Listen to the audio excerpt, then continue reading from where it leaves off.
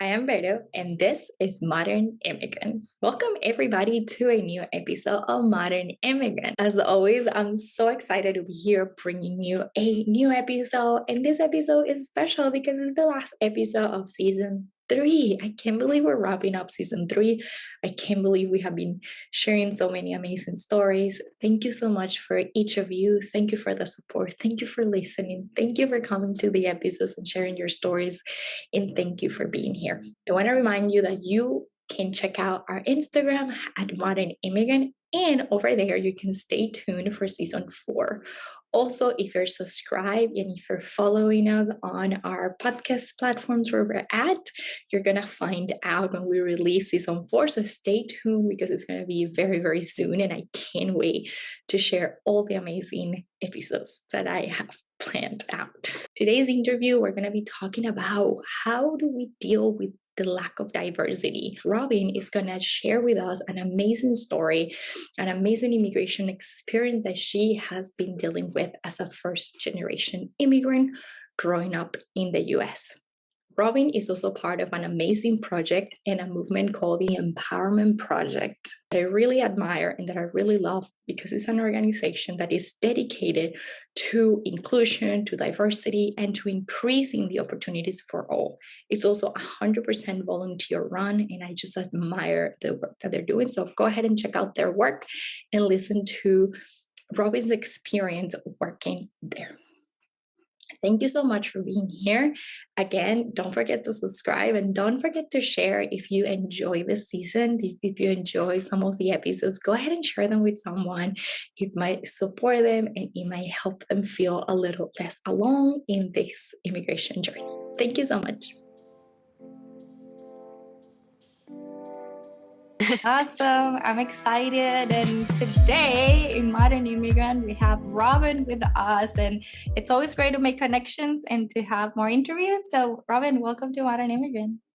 Oh, thank you. Yeah, I remember finding out about your org through like my org, the Empowerment Project. And I just really enjoy our conversations. I just want to, continue talking, I guess. Thank you. I enjoy our conversation too. And I think you're starting on a great place where I wanted to ask you and for you to introduce yourself to the listeners and sharing a little bit more about what you do, because I think it's important for us to talk about the Empowerment Project.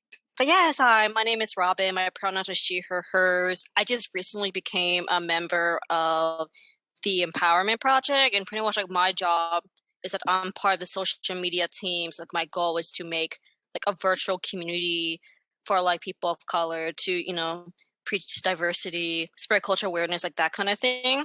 So pretty much my job is just to, kind of like similar to what Modern Immigrants do, like reach out to people, and, see how like their orgs are doing, and I find ways to collab and like make events together, So that's pretty much what my job is there. So yeah. That is awesome. I was really happy when I found the project and we did a live event, and I think it's always great to open the conversations. We were talking about identity in the live that we did, which we can dive into identity in just a little bit, but I want you to share with us if you're currently an immigrant in another place or what's your immigration story, as I asked very broadly to the guests, because I like people to share whatever they want to share in terms of how immigration has impacted you, if it's either you personally or your family.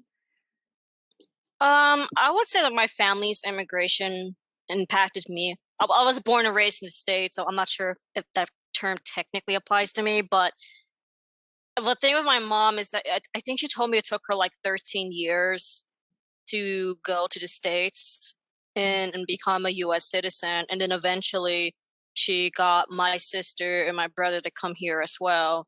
And then my brother was born in the States too, but I think I'm the one, I never saw the Philippines. All I knew in my life was just the United States. So I guess in that sense, it's like I'm happy to be here. There's no doubt about it. I do think there's a lot of things about the government that needs to improve, but but it's totally okay to be skeptical of politics. I think that's a good thing. But it's almost impossible to separate those, like immigration and politics, as much as like it's not my strength definitely to talk about that. It's almost impossible, right? Like there's so much of our identity or our journey that's impacted by it. So I'm sure you have heard a lot about it through your mom too and her Yeah, no, journey. yeah, no. Honestly, I just remember her like finding out like that America is hard. I think that's what she told me because like I mean, like honestly, like she told me like the States always has like a really bad habit of like overworking people to death, and to this day that is true.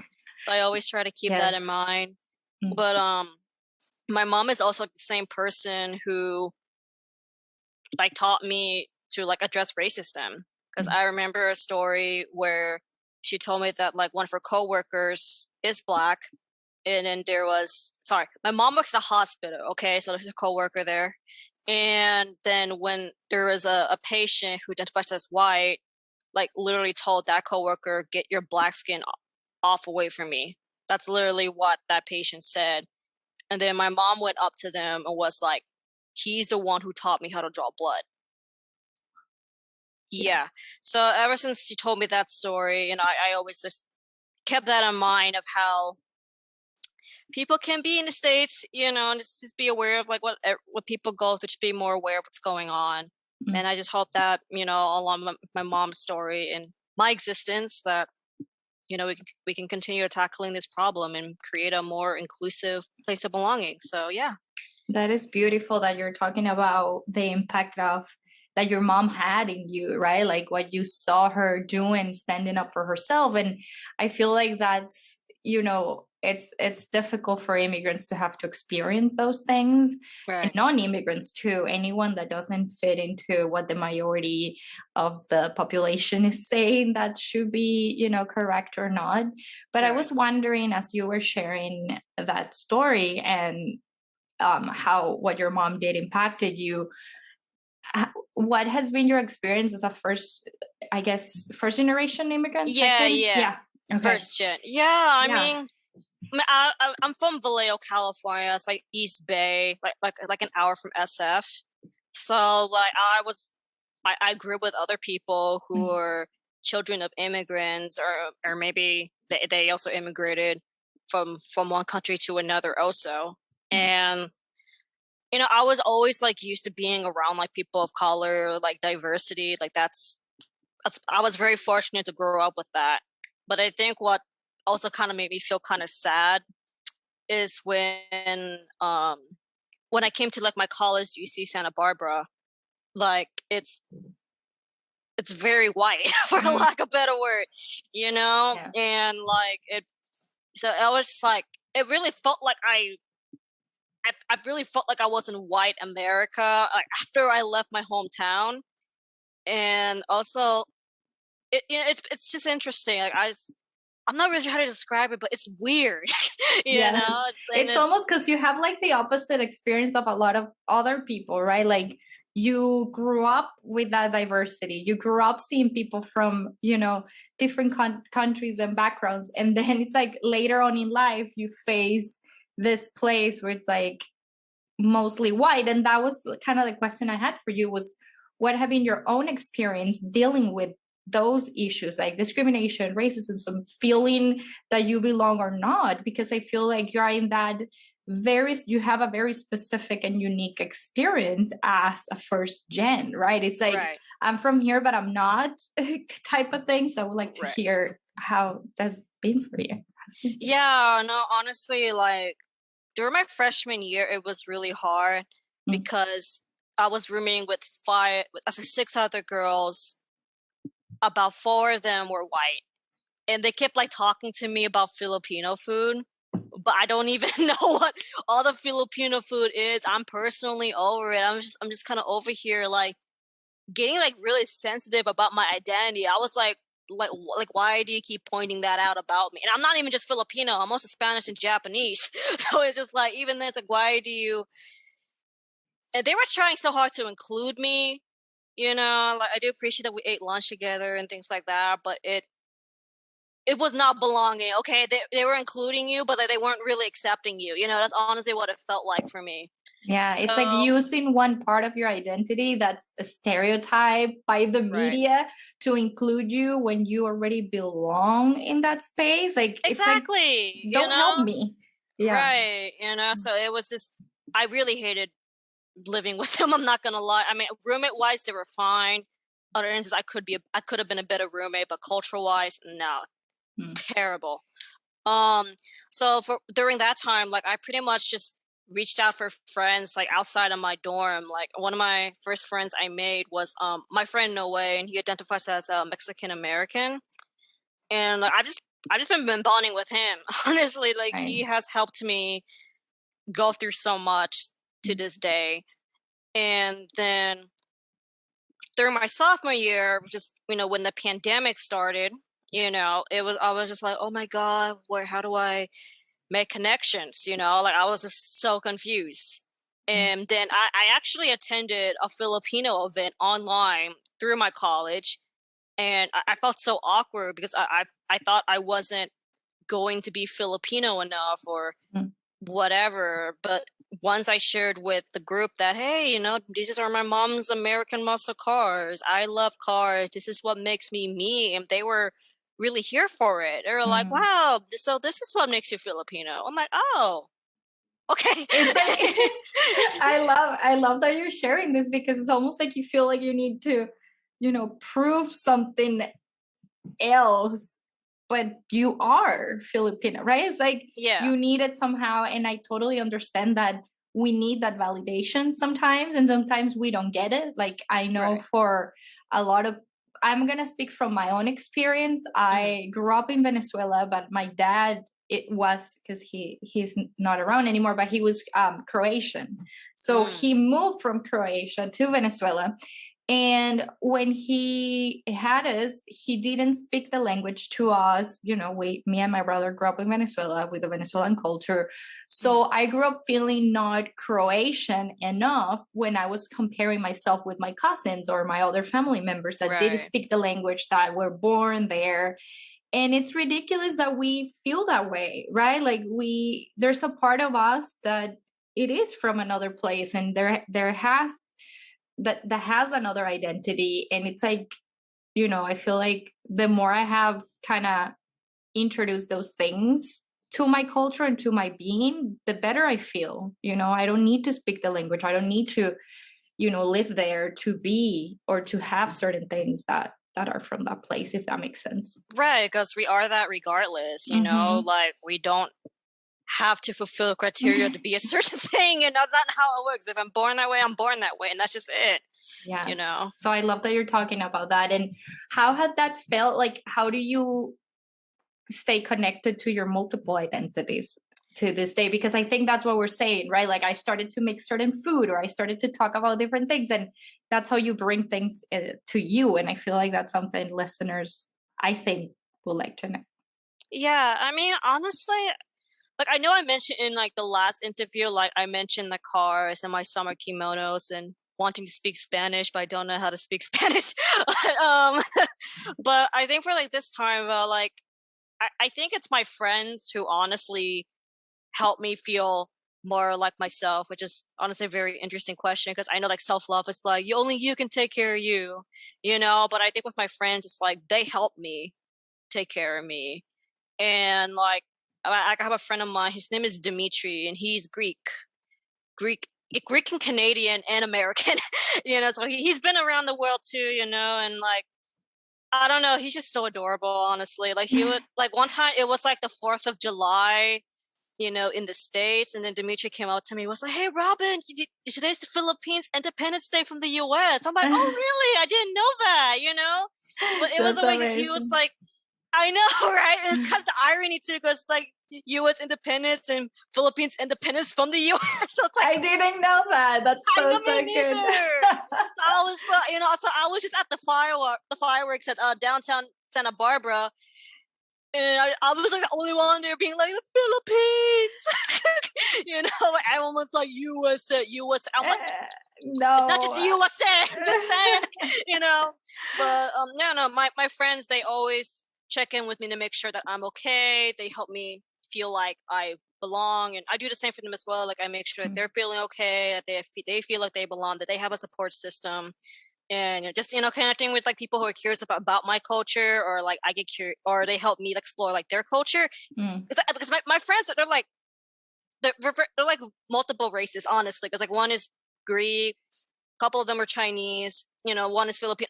Like I always like being friends with people who are like a different race than me or like same, so I can Yes. keep exchanging cultural Yeah, ideas and helping each other out too, because then you learn something from their culture that you can share. And I think honestly what you're saying is so beautiful, because I don't know, I have been recently thinking a lot about that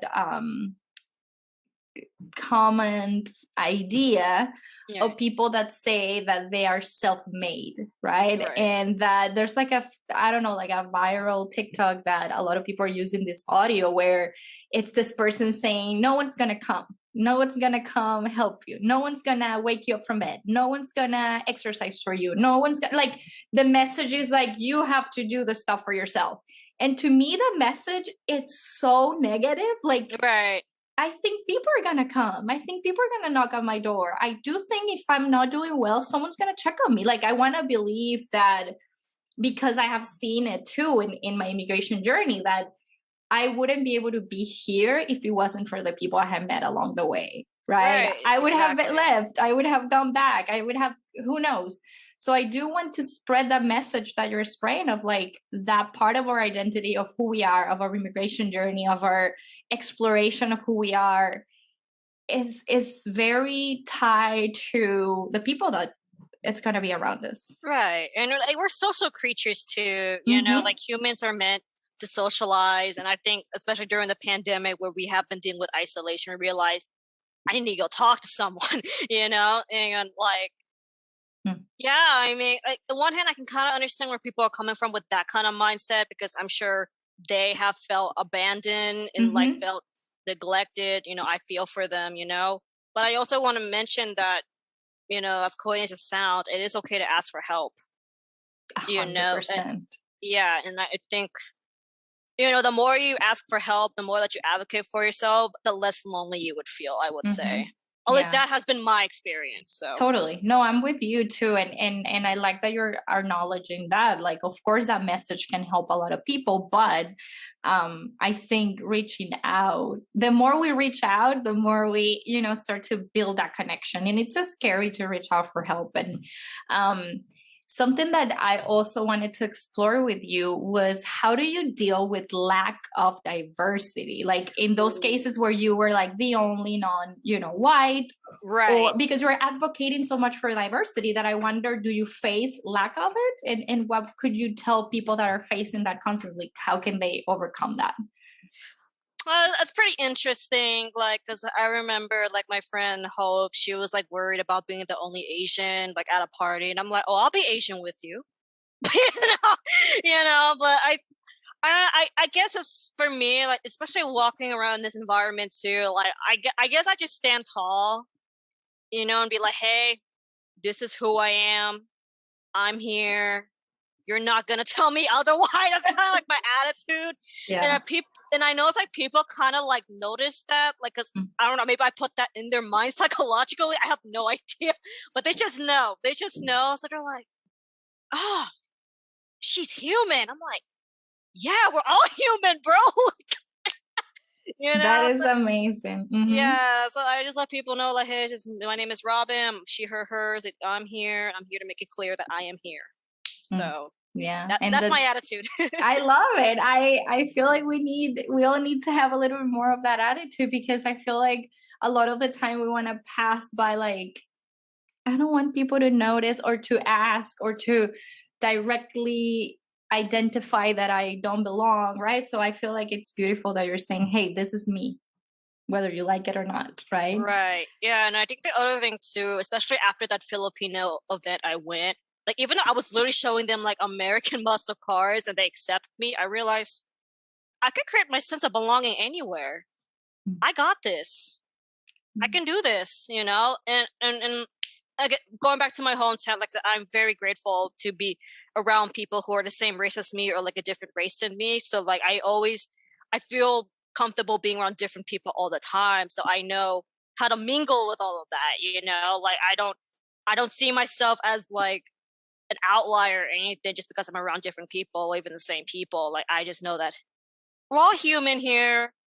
we're just trying to get on with our day. Let's be friends, And yeah, and we're really are like we're all trying to do our best. Seriously. Yeah. As that might sound very like people say that a lot, but it's true. Like no one really cares about what other people are doing. We're all trying to, get on with what we're doing today. And I feel like it's really beautiful, all of the stuff you have shared. And I want to also know, how did you find, or how did you land the empowerment movement, and how that has kind of impacted you? Because I know you have met people there that also are from other ethnicities and cultures and countries. So how that process has been for you? It's definitely opened my mind. I just joined them recently, honestly, so it's very new to me. But they actually reached out to me first because like I'm a co-president of Mixed Student Union at my college. So that's how they reached out to me. And then once I was just giving to the founder, Alana, about like, oh yeah, just how we can make a online community. I think this, and that. And she's like, do you want to be part of the team? And I'm like, sure. And since then Yeah. I have met like members. I'm still in the process of getting to know them, honestly, but they're literally all over the world. That's another thing. Yeah, when I first met you through Instagram, I wasn't sure if you were in the US or if you were in England, because I know Alana lives over there. Right. Yeah. Mhm. But and it was just like so interesting just seeing like people from like England or Spain or whoever. I like, because honestly, the only time I really ever met people from like other countries is from gaming.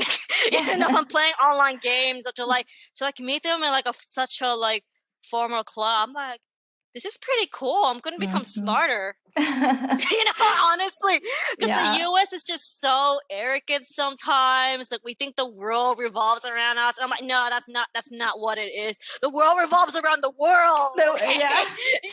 especially with this COVID stuff going on. I That's why know. when I joined the EP, I'm just like, yes, I can Mm, understand what's going on in every other part of the world.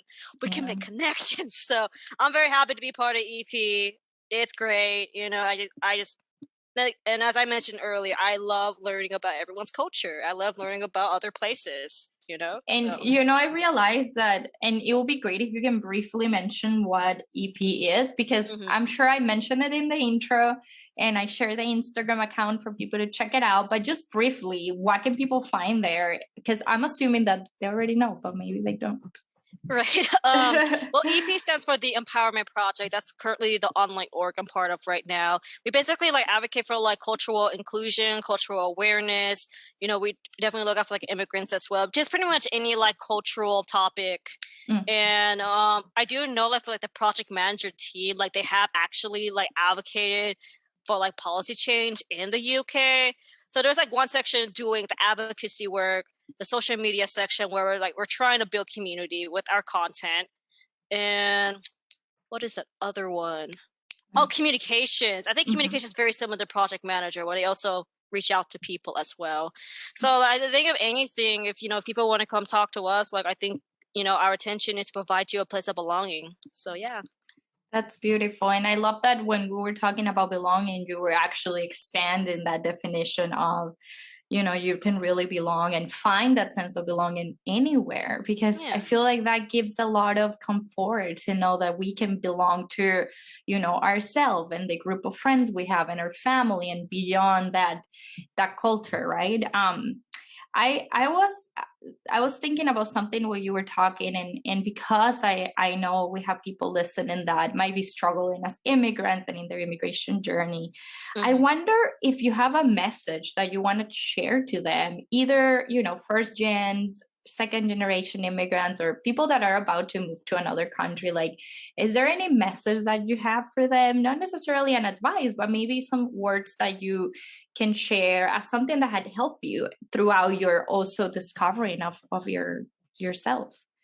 Right. Man, it's a very important question. It's very broad too. I know Yeah. it's very, so yeah, take your time, there's no rush. Um, I think what personally like helped me move forward is to keep remembering like who I am.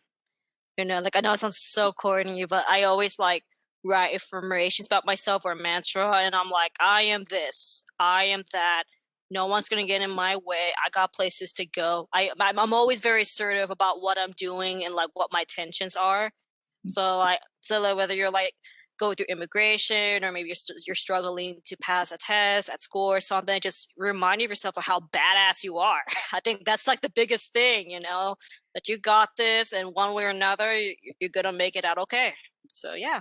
Yes, I love that message so much. And I'm with you in the affirmations and in the telling myself what I am and what I want to believe, because I do think the brain is listening, and sometimes we're telling ourselves such terrible things. Yeah, absolutely. And I definitely been there before too. I'm not gonna lie. Like, it has taken me like therapy and just like reflecting on where I'm at to figure out like, okay, how do I feel better about myself? What is there in my life that needs to change? And like once I figure it out, Mm. I guess I get motivated to make those changes. Yes. So The motivation comes after. Yeah, it's like it's a process, right? Like the motivation might not come right away, but when we're working towards something, I feel like we start feeling better about ourselves. Just saying it aloud or writing it too. That's something that helps me a ton. Oh yeah, absolutely. Right? Yeah. Like journaling or writing the things that you would like to see for yourself and in the future. And I feel like, out of curiosity, I would love to know if you have traveled to the Philippines or you have connected like physically in the place. Oh no, unfortunately, Not yet. no.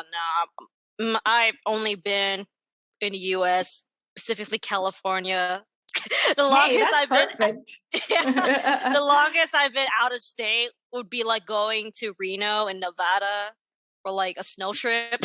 But like that's it, honestly. Like I still have yet to go out of state or go out of the country. I honestly do want to, but I'm like really concerned about COVID. So I don't know. I'm gonna have to deal with it maybe when I'm like setting my career or something. I don't know. We'll see. But definitely going out of state and maybe out of the country would be nice to do, because I do want to, expand like my horizons. Yeah, it will be interesting for you to experience that as well, as you have, grew up, I'm sure, listening a lot about the stories from your mom. I wonder. Yeah, no, because my mom would always tell me weird stories like, oh yeah, when I was growing up in the Philippines, there were floods, and I used it as a swimming pool. You're like, Mom, are you okay? Right? It's like, are you okay? Like, what do you mean? It's like, oh, it just floods the house and we just swim in it. I'm like, okay. Oh, how's your mom doing right now? Is she in California? Yeah, she's in California. She's honestly kind of going through a bit right now. I'm not gonna lie. As I mentioned, she works in a hospital. She's a lab tech, so she's facing this pandemic head on. She is not happy about it. Oh, wow. Yeah. But what keeps her going is me, our 2 pugs, and her cars. So what else can she ask for? And thank you to your mom for doing such an amazing work during this time, and for showing you the things that she have shown you. I feel like it has been also amazing have you share about her and talk about her. It's beautiful. You're very welcome. Thank you so much, Robbin. It has been amazing, just talking and exploring the first generation experience of an immigrant. I think it's a very unique perspective, as I said before. Oh, of course. And when I came here today because I definitely want to let people know, like, hey, you are enough. You're Filipino enough. You are this enough. Like, you don't gotta prove anything to anyone. Just be happy with you. So that's the biggest thing. Thank you. This is the best way to end. Nothing else to add. Thank you so much, Robbin. Good luck with everything and stay safe out there, please. Yeah, no, I will.